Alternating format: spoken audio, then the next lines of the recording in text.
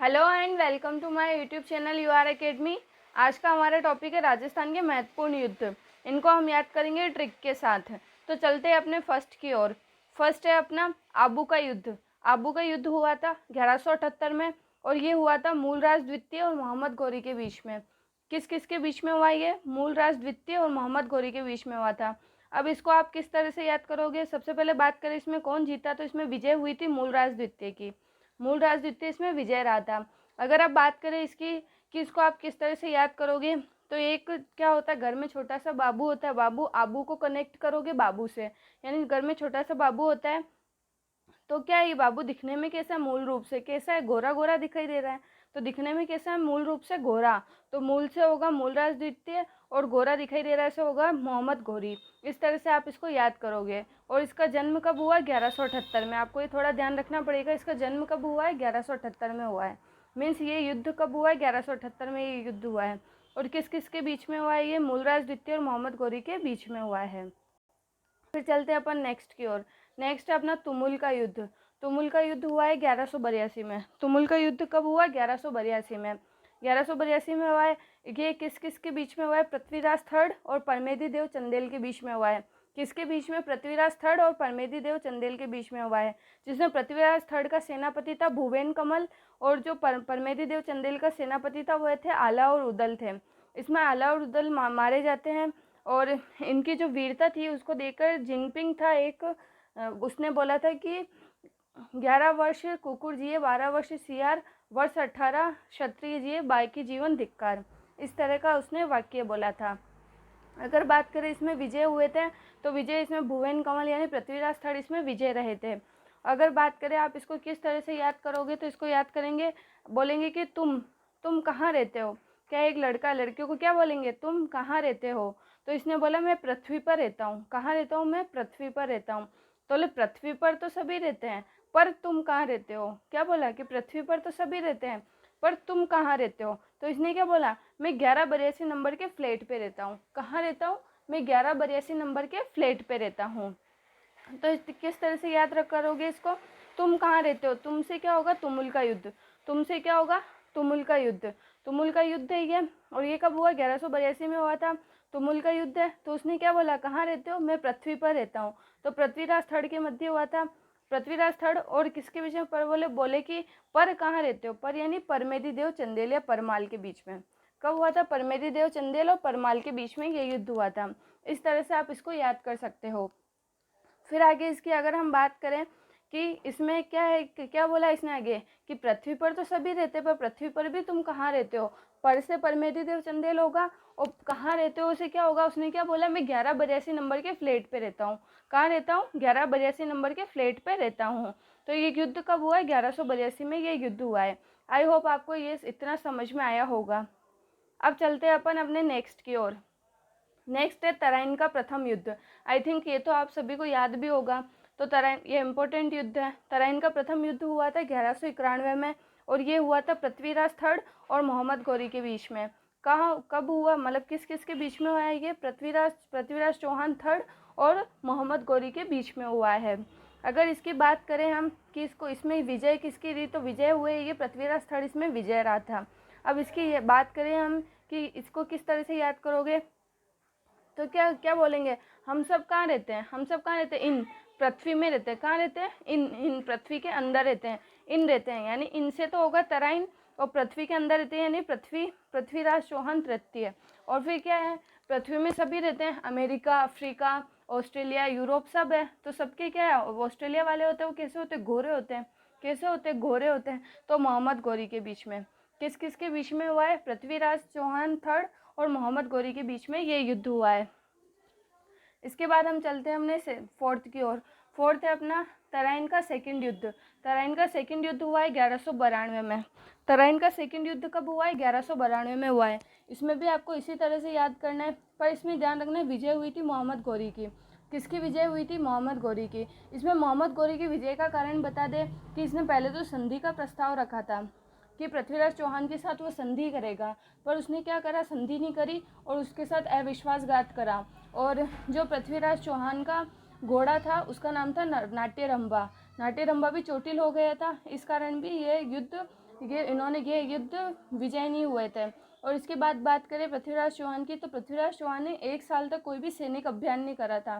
क्या नहीं करा उसने? 1 साल तक कोई भी सैनिक अभियान नहीं करा था। इस कारण भी ये पराजय का सामना इसको करना पड़ा। इसके बाद अगर हम आगे बात करें इसमें किसकी विजय हुई है, तो विजय हुई थी इसमें मोहम्मद गोरी की। इसके बाद पृथ्वी के अंदर है, यानी पृथ्वी के इन नहीं है, इन यानी हम सब का रहते हैं, पृथ्वी के अंदर रहते हैं।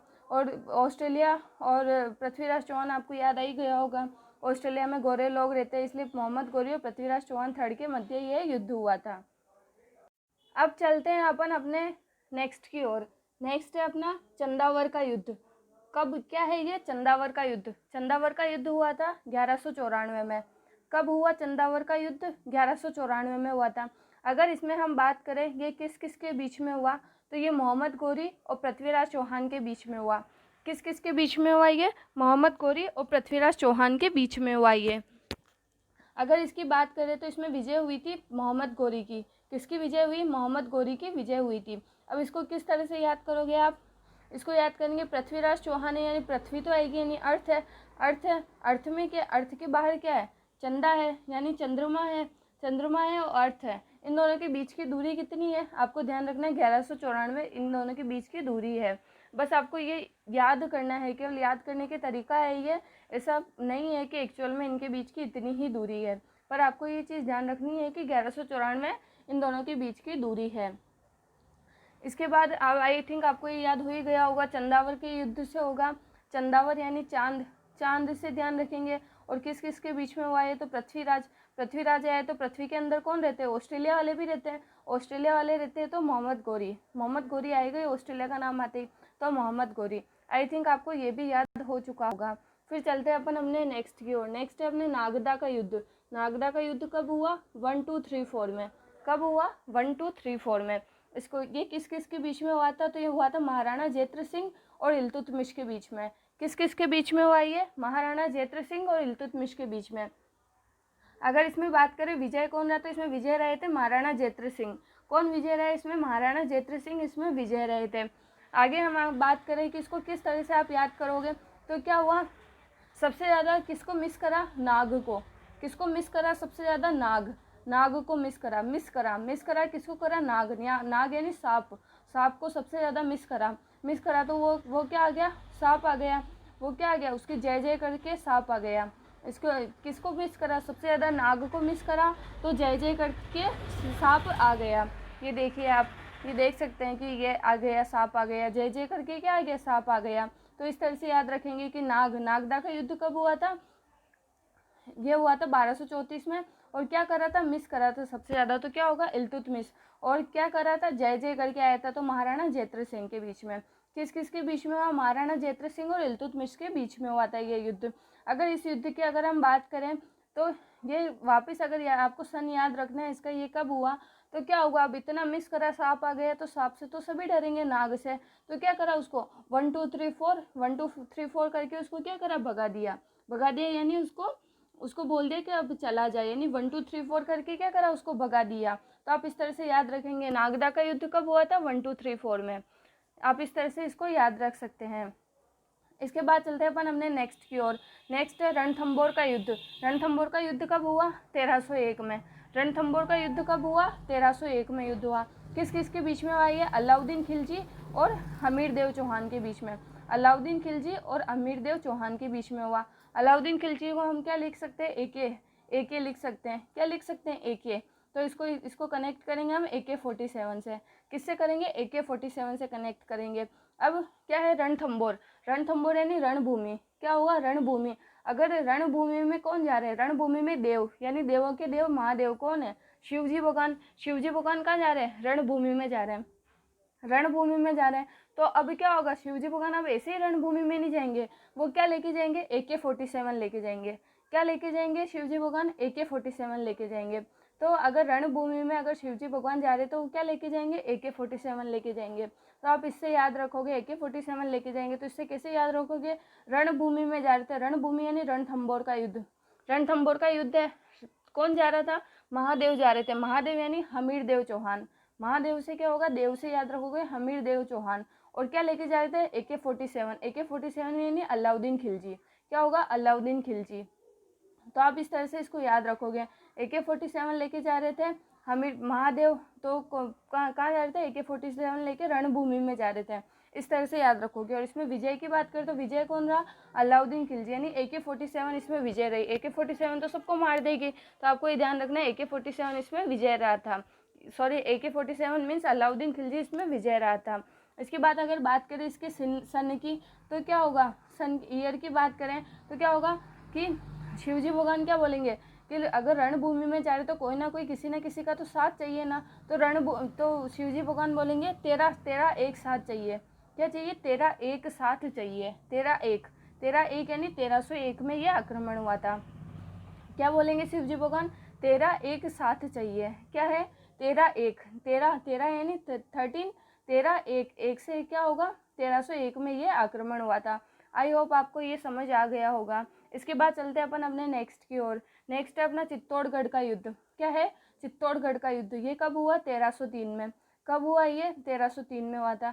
ये किस किस के बीच में हुआ, अलाउद्दीन खिलजी और महाराणा रतन सिंह के बीच में। अलाउद्दीन खिलजी और महाराणा रतन सिंह के बीच में। अगर इसकी विजय की बात करें तो इसमें भी विजय कौन रहेगा, AK-47 विजय रहा, यानी अलाउद्दीन खिलजी भी इसमें विजय रहा है। अगर इसकी बात करें, इसको किस तरह से याद करोगे, अलाउद्दीन खिलजी मतलब AK-47 है। जब AK-47 को जब आपने तोड़ी यानी उसको पत्थर से जब आपने तोड़ा तो उसमें से क्या निकला, 3 हीरे निकले। क्या निकले, उसमें से 3 रत्न निकले। कितने रत्न निकले उसमें से, 3 रत्न निकले उसमें से। तो किस तरह से याद करोगे इसको, जब तोड़ा किसको तोड़ा यानी चित्तौड़गढ़ का युद्ध। चित्तौड़गढ़ का युद्ध कब हुआ, 1303 में। तो क्या हुआ, AK-47 को जब तोड़ा, AK-47 है अलाउद्दीन खिलजी, इसको जब तोड़ा तो क्या है, कितने रत्न निकले, 3 रत्न निकले। रत्न से होगा रतन सिंह, महाराणा रतन सिंह, और 3 निकले यानी 1303 में ये आक्रमण हुआ है। कब हुआ है ये, 1303 में ये आक्रमण हुआ है। अलाउद्दीन खिलजी ने जितने भी राजस्थान में आक्रमण करे वो सारे 1300 के समथिंग ही आक्रमण हुए। तो आपको केवल लास्ट में ईयर ही याद रखना है कि कौन से ईयर में वो आक्रमण हुआ है। तो कितने रत्न मिले, वो 3 रत्न मिले। 3 यानी 1303। 1303 आप इस तरह से याद रखोगे। इसके बाद चलते हैं अपन अपने नेक्स्ट की ओर। नेक्स्ट है अपना सिवाना का युद्ध। नेक्स्ट क्या है, सिवाना का युद्ध कब हुआ, 1308 में। सिवाना का युद्ध कब हुआ, 1308 में। कि किस किस के बीच में हुआ, अलाउद्दीन खिलजी और सातल देव के बीच में। किस किस के बीच में, अलाउद्दीन खिलजी और सातल देव के बीच में हुआ था। अगर हम बात करें तो इसमें विजय कौन रहा, तो इसमें भी विजय कौन रहेगा, AK-47 यानी अलाउद्दीन खिलजी विजय रहा है इसमें। अगर इसके अब युद्ध की ट्रिक की बात करें, ट्रिक क्या होगी, तो क्या होगा, सातल देव यानी देव से याद रखेंगे महादेव है। अगर कोई भी सिवाना से याद रखना अपन को, शिव भगवान। सिवाना से कैसे याद रखोगे, शिव भगवान है। शिव भगवान क्या करते हैं, जो भी शैतानी करते हैं यानी जो भी शैतान लोग होते हैं, शातल से याद रखेंगे शैतान। जो भी शैतान बच्चे होते हैं या शैतान लोग होते हैं तो क्या करेंगे, शिवजी भगवान क्या करेंगे, उनको AK-47 लेके डराएंगे। क्या करेंगे, उनको AK-47 लेके डराएंगे। तो जितने भी शैतान लोग होंगे उनको शिव भगवान क्या करेंगे, AK-47 लेके, यानी शिव भगवान है, उनको AK-47 लेके क्या करेंगे, डराएंगे। तो क्या होगा, शिव भगवान से क्या होगा, सिवाना का युद्ध। ये कब हुआ, 1308 में हुआ है। और AK-47 लेके डरा रहे मतलब अलाउद्दीन खिलजी। AK-47 से क्या होगा, अलाउद्दीन खिलजी। और शातल देव यानी शैतान लोग यानी शातल देव। इस तरह से आप इसको याद रखेंगे। इसके बाद चलते हैं अपन नेक्स्ट की ओर। अपना नेक्स्ट है जालोर का युद्ध। नेक्स्ट क्या होगा, जालोर का युद्ध कब हुआ है, 1311 में। जालोर का युद्ध कब हुआ है, 1311 में युद्ध हुआ है। अगर इसकी बात करें तो ये अलाउद्दीन खिलजी और कान्हड़ देव के बीच में हुआ है। किस किस के बीच में हुआ है ये, अलाउद्दीन खिलजी और कान्हड़ देव के बीच में हुआ है। और इसमें विजय की बात करें तो इसमें भी विजय कौन रहा है, अलाउद्दीन खिलजी ही इसमें विजय रहा है। अब इसकी ट्रिक की बात करते हैं। क्या होगा, कान्हड़ देव मतलब क्या होगा, कान्हा जी। कान्हड़ देव को किससे याद करेंगे, कान्हा जी से। कान्हा जी है, इतने टाइम अपने पीछे पड़ा जब तो किसके पास AK-47 थी, महादेव जी के पास AK-47 थी। अब AK-47 किसको देंगे हम, अब AK-47 कान्हा को देंगे। किसको देंगे, कान्हा को देंगे। तो कान्हा के पास क्या है, AK-47 है। तो कान्हा के पास बहुत सारी AK-47 है। तो कान्हा जी को क्या बोल रहे, कान्हा जी आप एक काम करो, जाओ और आपके पास जितनी भी AK-47 है वो सारी एक एक करके लेके आओ। क्या लेके आओ, जितनी भी आपके पास AK-47 है जाओ और सारी एक एक करके लेके आओ। तो क्या किस तरह से याद करोगे, जाओ, जाओ से होगा जालोर का युद्ध, जालोर का युद्ध, और एक एक करके लाओ, एक एक करके लाओ यानी 1311, एक एक करके लाओ यानी 1311। और किस किस के बीच में हुआ था, अलाउद्दीन खिलजी और कानड़ देव। कानड़ देव आपको पता ही है, कान्हा जी के पास AK-47 है, और AK-47 से अलाउद्दीन खिलजी होगा ही। और विजय कौन था इसमें, अलाउद्दीन खिलजी इसमें विजय रहा था। इसके बाद चलते हैं अपन नेक्स्ट की ओर। नेक्स्ट है अपना सारंगपुर का युद्ध। नेक्स्ट क्या है, सारंगपुर का युद्ध। ये कब हुआ, 1437 में। सारंगपुर का युद्ध कब हुआ, 1437 में। इसकी बात करें तो ये युद्ध हुआ महाराणा कुंभा और महमूद खिलजी के बीच में। किस किस के बीच में, महाराणा कुंभा और महमूद खिलजी के बीच में हुआ। तो इसमें विजय किसकी हुई, विजय की बात करें तो इसमें विजय हुई है महाराणा कुंभा की। किसकी विजय हुई है इसमें, महाराणा कुंभा की इसमें विजय हुई है। अगर इसकी हम बात करें तो क्या होगा, कुंभ के मेले में जाओगे, कोई भी कुंभ के मेले में जाएगा, तो कुंभ के मेले में जाएगा, अगर वहाँ कोई रंग लगाएगा, क्या होगा, कुंभ के मेले में जाएगा, वहाँ कोई रंग लगाएगा, तो क्या करेंगे, सब खिल खिल के हंसेंगे। कैसे हंसेंगे, हंसेंगे खिल खिल के, खिल खिल के यानी जोर जोर से हंसेंगे। तो इस तरह से आप याद रखोगे, यानी सारंगपुर का युद्ध। सारंग, रंग यानी कुंभ के मेले में जाएंगे तो क्या लगाएंगे, रंग लगाएंगे, यानी सारंगपुर का युद्ध है। ये क्या है, सारंगपुर का युद्ध है।